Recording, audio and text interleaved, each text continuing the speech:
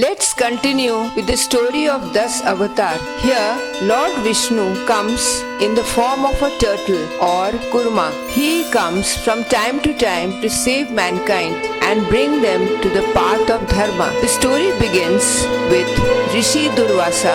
Rishi Durvasa was renowned for his anger and his curse. Once he presented a garland to Lord Indra, and Lord Indra gave it to his elephant, and the elephant threw it and trampled on it. Seeing this, Rishi Durvasa got angry and he cursed Lord Indra, so much so that Indra and all the Devtas lost their immortality and they were driven out of heaven. Now Lord Indra and all the Devtas, they didn't have that power, that strength and immortality. So they didn't know what to do. They went to Lord Brahma, who was sitting on Mount Meru and meditating, and they told their plight. Now they wanted back immortality and their strength. So Lord Brahma said, I cannot help you much with it, but I can suggest go to Lord Vishnu and he will help you. So they went to Lord Vishnu. Lord Vishnu said,